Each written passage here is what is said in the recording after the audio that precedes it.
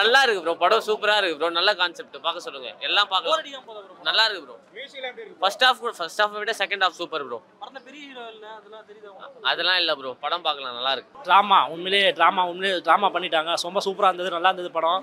என்ன ஆரம்பத்தில் first half போகும்போது என்னடா ஐயோ படம் இப்படி போகுது, என்னடா நம்ம படத்துக்கு தான் வந்திருக்குமா, 2020 தான் இருக்குமா அப்படின்ற மாதிரி ஒரு எண்ணம் வந்துச்சு.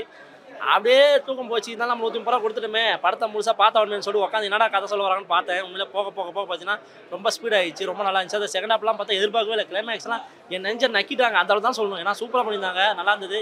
இன்னும் நிறைய குறைகள் இருந்தாலுமே ஒரு சில இடத்துல ஸ்கோர் பண்ணியிருந்தாங்க. ஒரு 10 குறைகள் இருந்தாலும் ஒரு பாசிட்டிவான ஒரு விஷயத்தை சொல்லி படத்தை வந்து ஸ்டாண்டர்டாக வச்சுட்டாங்க. அந்த அளவுக்கு நல்லா இருக்கு படம். 2020 கண்டிப்பாக ஆஸ்கர் அவார்டு கண்டிப்பாக வின் பண்ணுவோம். ட்ராமா 2 அப்படின்னு நான் நினச்சினுக்கிறேன் சார். என்னோட தனிப்பட்ட மனிதனோட கருத்து இது. நான் கண்டிப்பாக அவங்க துறையில் இருந்தால் கண்டிப்பாக நான் ஆஸ்கர் அவார்டு கொடுப்பேன். ஏன்னா நான் செலவு பண்ணி நான் படம் பார்த்துருக்கேன் அப்படின்றதுக்காக சொன்னேன். நல்லா இருக்கு படம். குறைகள் இருக்குது படத்தில், நிறைய விஷயங்கள் பாசிட்டிவாகவும் சொல்லியிருக்காங்க, அதை வேறு மாதிரி சொல்லியிருக்கலாம், இன்னும் கொஞ்சம் மெனக்கெட்டுருக்கலாம். அந்த காமெடியெலாம் பண்ணியிருக்காங்க, அதெல்லாம் ஒரு சில இடத்துல சிரிப்பு வந்தாலுமே சில இடத்துலலாம் வெறுப்பு தான் வந்துச்சு. ஓகே, ஒன் டைம் வாட்சபிள் பார்க்கலாம்.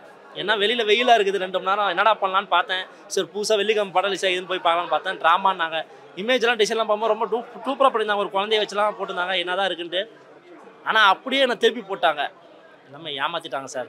நான் கொடுத்த 130 ரூபா ரொம்ப ஒன்றில் வேஸ்ட் ஆகிடுச்சு சார். அந்த 130 ரூபாய்க்கு வெளியில் போயிருந்தால் மதியானம் பிரியாணி சாப்பிட்டு நிம்மதியாக தூங்கியிருப்பேன் சார். அப்படியே போகிற இடத்துல பிரியாணி சாப்பிட்டு அந்த கடை வாசல்லே படுத்து தூங்கியிருப்பேன். இருந்தாலும் ஓகே சார், 2 ஹவர் ஏசியில் இருந்தேன், சந்தோஷம். ரொம்ப நல்லா இருந்தது, எல்லாமே நல்லா இருந்தது. ஆக்சுவலாக வந்து ஸ்ட்ரெஸ் அண்ட் டிப்ரெஷனை பற்றி தான் படம். அந்த நேம் படத்தோட டைட்டில் வந்து சொல்லியிருக்காங்க. டேரக்டர் என்ன சொல்ல வர்றாரோ எல்லாம் நான் சொல்லணும்னு நினச்சாரோ அதை நல்லா சொல்லியிருக்காரு.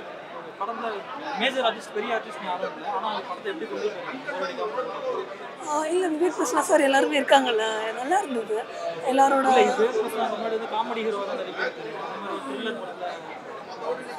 இல்லை, நல்லா இருந்தது. அவங்க எங்களுக்கு ஹீரோவாக தான் தெரிஞ்சார். ஏன்னா வதந்தியிலலாம் சார் பண்ணியிருக்காருல்ல, அவங்க நிறைய மூவிஸ் பண்ணியிருக்காரு. ஸோ நல்லா இருந்தது படம். அவங்களோட எக்ஸ்பிரஷன்ஸ், அவங்களோட இதெல்லாம் ரொம்ப நல்லா இருந்தது. அவங்களோட ஆக்டிங் ரொம்ப நல்லா இருந்தது. ராஜ் பிரதாப் அவரோட மியூசிக் ரொம்ப நல்லா இருந்தது. சித்ரா மேமோட சிங்கிங், அம்மா பாட்டு ரொம்ப நல்லா இருந்தது. அம்மா குழந்தை பாட்டு ரொம்ப நல்லா இருந்தது. ரெண்டுமே நல்லா இருந்தது. இல்லை, அந்த மாதிரி எந்த ஒரு இதுவுமே எக்ஸ்ப்ளோர் பண்ணலாம் காட்டல. அவங்க ரொம்ப நல்லா இருந்தது. அதெல்லாம் எந்தெந்த அளவுக்கு காட்டணுமோ அப்படி தான் நீட்டாக பண்ணியிருக்காங்க. படம் உண்மையிலே நல்லாயிருக்கு. நம்ம ஆகோ என்டர்டெயின்மெண்ட்டு, காமெடி, அப்படியே மாஸ் காட்டி கத்தலாம் அந்த மாதிரிலாம் இல்லை. அதே நேரத்தில் ரொம்ப தலைவலிக்கிறா, உட்காந்து சீட்டில் உட்காந்து பார்க்கவே முடியாது, எழுந்து வெளியே வந்துடலாம் அப்படிங்கிற மாதிரி இல்லாமல் நீட்டாக ஒரு ஃபேமிலி சப்ஜெக்ட்டு, நல்ல ஒரு டிஃப்ரெண்ட்டான கதையை வந்து கொடுத்துருக்காங்கன்னே சொல்லலாம். ஸ்கேம் அப்படிங்கிறதெல்லாம் தாண்டி இந்த இடத்துலேயே ஸ்கேம் பண்ண முடியுமா அப்படிங்கிற ஒரு அளவுக்கு ஆச்சரியப்படுற அளவுக்கு இருந்தது. நிறையா பேர் இப்போ மேக்ஸிமம் நிறையா சம்பாதிக்கலாம், ஒரு ஃபெர்டிலிட்டி சென்டர் ஆரம்பிச்சிடலாம் அப்படிங்கிற அளவுக்கு சம்பாத்திய நோக்கமாகவே இப்போலாம் அது போயிட்டு இருக்க மாதிரி தோணுது. ஸோ அதை ரொம்ப தெளிவாகவே காமிச்சிருக்காங்க. இப்போ உள்ள அதாவது இப்போ உள்ள பசங்களுக்கு சொல்லியிருக்காங்களான்னு தெரியாது, பட் கல்யாணம் ஆக போகிறவங்களுக்கு, கல்யாணமான கண்டிப்பாக யூஸ் ஆகும். ஏன் அப்படின்னா இப்போ நிறையா அதான் நான் சொல்லிட்டேன்னா, முன்னாடிலாம் சிட்டிக்குள்ளே ஏதோ ஒரு இடத்துல நீங்கள் பார்க்கலாம், அது பேர் கூட நம்மளுக்குலாம் சரியாக தெரியாது. ஆக்சுவலி உண்மையாக சொல்லணும்னா நம்மலாம் வில்லேஜ் சைட்லலாம் சுத்தமாக யாருக்குமே தெரியாது. பட் இப்போல்லாம் தெரு முனைக்கு வந்து வீட்டுக்கு வந்து கடைசி இப்போல்லாம் வீட்டுக்குள்ளேயே வந்து ஒரு தனியாக ஒரு ரூம் மாதிரி செட் பண்ணி ஃபெர்டிலிட்டி சென்டர்னு ஒன்று உருவாக்கி ஆகணும் அப்படிங்கிற ஒரு காலகட்டமாக மாறிட்டு வருதுல்ல. ஸோ அதுக்காக இனி வர ஜென்ரேஷனுமே யூஸ்ஃபுல்லாக இருக்கும். படம் சூப்பராக இருந்துச்சு. இப்போ தான் பார்த்து வந்தேன். நீங்கள் கொடுக்கக்கூடிய 190 ரூபாய்க்கு ஒர்த்தான ஒரு மூவின்னு தான் நான் சொல்லுவேன். இந்த மாதிரி நிறைய சப்ஜெக்ட் வந்துட்டாலும் ஆனால் இது வந்து அவங்க வந்து வித்தியாசமாக கையாண்டிருக்காருன்னு தான் சொல்லணும். டைரக்டர் பேர் வந்து தம்பி துரைன்னு நினைக்கிறேன், சம்திங் சூப்பராக பண்ணியிருக்காரு. நான் கேட்டப்போ கூட, சார் என்ன சார் செம்மையாக பண்ணியிருக்கீங்க மேக்கிங், தம்பி இது சின்ன பட்ஜெட் படம்பா அப்படின்னாரு. சார் சின்ன பட்ஜெட் படம் எல்லாம் தெரியல, சூப்பராக இருக்குது. ஸோ இந்த மாதிரி சின்ன பட்ஜெட் படம் பண்ணுற டைரக்டருக்கு நிறைய வாய்ப்பெல்லாம் கொடுத்தீங்கன்னா புது கதைகள்லாம் எடுத்துகிட்டு வந்து சூப்பராக பண்ணுவாங்க. அப்படிங்கிறதுக்கு இந்த ட்ராமா வந்து இந்த மூவி வந்து பயங்கரமான ஒரு உதாரணம். கண்டிப்பாக ஃபேமிலியாக வந்து பார்க்கக்கூடிய ஒரு நல்ல ஒரு சப்ஜெக்ட். இதில் எந்த ஒரு அடல்ட் அதெல்லாம் எதுவுமே கிடையாது, சூப்பராக இருக்குது. இன்னும் கண்டிப்பாக வாட்ச். அதான் அந்த அது ஓரியன்டாக தான் வருது. அது நம்ம சொல்ல முடியாது, ரிவீல் பண்ண முடியாதுல்ல. அது ஒரு நல்ல ஒரு கருத்துள்ள ஒரு படம். ஸோ தயவு செஞ்சு எப்படி சொல்கிறது, புதுசாக கல்யாணம் ஆகக்கூடிய கப்புள்ஸ் வந்து பார்க்கணும். ஏன்னா நிறைய பேருக்கு குழந்தை இல்லை அப்படி இப்படின்னு சொல்லிட்டு சீக்கிரமாகவே போயிடுறாங்க. ஐவிஎஃப் ஐயு அப்படின்னு சொல்லிட்டு ட்ரை பண்ணுறாங்க. அதில் தப்பு கிடையாது. அது உடனே அந்த விஷயத்தெல்லாம் பண்ண வேணாம், போக வேணாம் அப்படிங்கிறதுக்கான ஒரு நல்ல ஒரு மெசேஜான ஒரு படம் தான். இந்த படம் பார்த்துட்டு நீங்கள் அடுத்து உங்களுக்கே தெரியும்னு நினைக்கிறேன். பாருங்கள். இல்லை எங்கேயுமே வந்து எனக்கு நான் ஃபர்ஸ்ட்லேருந்து பார்த்தேன். ஃபர்ஸ்ட் ஹாஃபும் சூப்பராக இருந்துச்சு, செகண்ட் ஹாஃபும் சூப்பராக இருந்துச்சு. எங்கேயுமே போர் அடிக்கல, சூப்பராக போச்சு. இல்லை கிளைமேக்ஸ் நான் எதிர்பார்க்கவே இல்லை. அது எப்பயுமே கூட இருக்கவன் தானே குழி பொறுப்பான் அப்படிங்கிற மாதிரி சில விஷயங்களாக இருக்கும். ஸோ நான் ரிவீல் பண்ண விரும்பலை. அது படம் பாருங்கள், ட்ராமா. So worthable. 190க்கு நீங்கள் கொடுக்கக்கூடிய பணத்துக்கு ஒர்த்தபிளான ஒரு மூவி. தேங்க்யூ.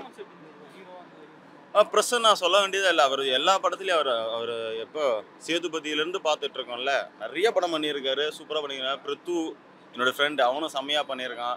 கூட நடித்த எல்லா ஆர்டிஸ்ட் எல்லாருமே சூப்பராக பண்ணியிருக்காங்க. ஆக்டிங்கில் அந்த இதுவும் கிடையாது, செம்மையாக இருக்குது. நல்லா இருந்துச்சு ப்ரோ. ஏதாச்சும் கொஸ்டின்லாம் கேளுங்க, அப்படியே பதில் சொல்லுங்கள். படத்தை எப்படி ப்ரோ, என்ன மாதிரியான ஜானர் இது, யாருக்கெல்லாம் பிடிக்கும் இந்த படம்? க்ரைம் த்ரில்லர் தான் ப்ரோ.